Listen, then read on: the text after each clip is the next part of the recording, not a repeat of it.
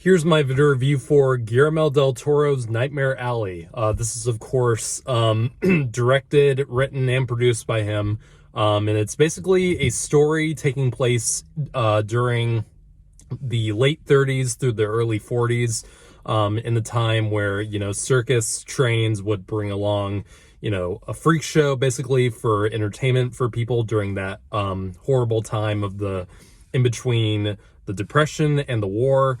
And so we find Bradley Cooper's character, Stan Carlisle, who is basically stumbles upon this circus, and you don't really know too much about him, but you do know that he has had a kind of a tragic, dark past.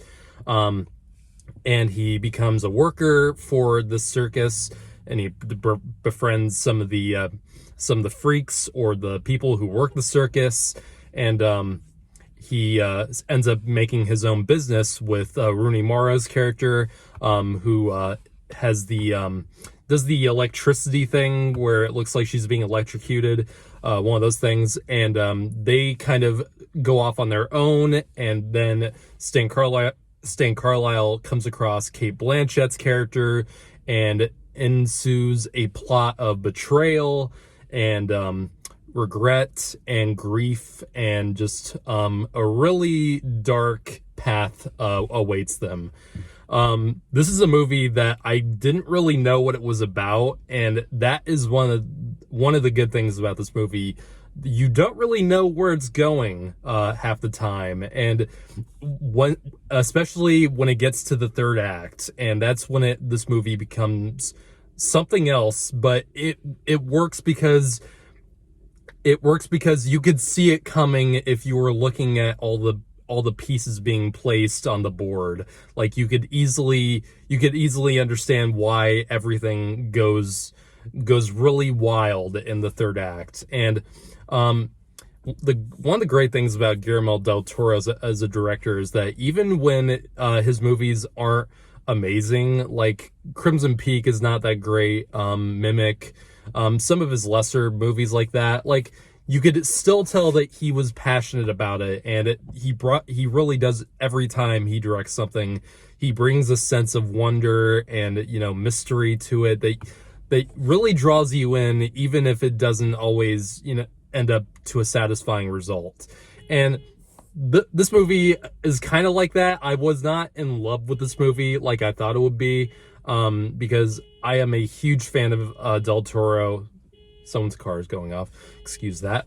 I'm a big fan of Del Toro ever since the beginning. I loved Shape of Water. I really loved that movie, and it clearly won Best Picture. And Pacific Rim, Hellboy 2, Blade 2. Although I love all his movies like that. Pan's Labyrinth, can't forget about Pan's Labyrinth. And even as a producer, he's done some great stuff. And even when this movie was starting off, like, the first half of this movie is very, very slow. And it did kind of, leave me going, where's this going? And it really does take a really long time to get to where it's going. And I think that is kind of a problem.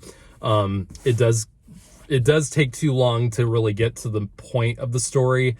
But as it's going, it genuinely gets more and more interesting, and especially when Bradley Cooper's character and Rooney Mara kind of go off on their own from the circus, and you meet as soon as Cate Blanchett comes into this movie, the movie instantly kicks on, and it really does become thrilling. It becomes intense, and it really does get darker and darker as it goes along. And the acting in this film is phenomenal all across the board. Cate Blanchett is such a scene stealer in this. Like, she's had two great performances of this month so far. She was great in Don't Look Up, and she's also amazing in this. This movie has tons of Del Toro players along with it, like people you always see in his movies. Ron Perlman, who's not in it too much, but he has a good presence that is constant throughout. Willem Dafoe, of course, is amazing as always. Rooney Mara's good as well. Bradley Cooper is really the one that kind of surprised me with this, because like I said, you don't know too much about him, and you kind of assume maybe he's just a good guy who maybe got into some bad luck early on in his life. And throughout the movie, you really start to doubt whether this guy is a good guy or not. And it really does a great job of hooking you in with that, with his character especially. And Bradley Cooper knocks it out of the park once again. This might be, outside of A Star is Born, this might be my favorite. This might be my second favorite Bradley Cooper performance he's ever given. He's genuinely amazing in this film. And the last shot of the film, I'm not going to say what it is, or give you any context to what it is, but it has to do with Bradley Cooper and what is happening in the story at this part, because it genuinely is probably the most unsettling and uncomfortable final shot to a film I've seen in 2021. It is haunting, what the ending of this film, and the last line that comes from this character's mouth is just, it's chilling. It's genuinely, like, it leaves you thinking about the entire movie over and over. It makes you think over the entire movie again, and makes you reconsider everything you just saw about coming together in the final third of the film. And it really makes you go, so that's what I was supposed to think the entire time. And it really is brilliant. And it's Del Toro absolutely, what this movie does really well is that it really did make you reconsider the movie again when it comes to the ending. Even the parts you didn't really like too much in the film, especially in the beginning, it clearly makes those parts still important to what you're watching. And it really does have a purpose. And really gotta commend Del Toro for that, for turning everything around in the ending of the film. And it really does turn around. Overall, this is a really good film.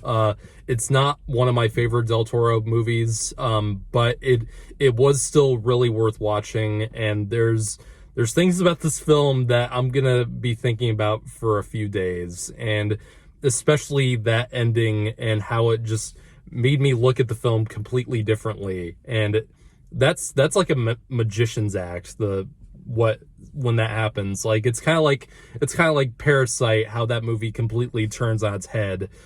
Maybe to a lesser extent in this film, but it really does kind of flip around when it gets closer to the later portion. So I'm going to give this film an 8 out of 10. It's not one of my favorites of the year, but it was still really worth watching, and I'm really glad I watched it all the way through. So take care.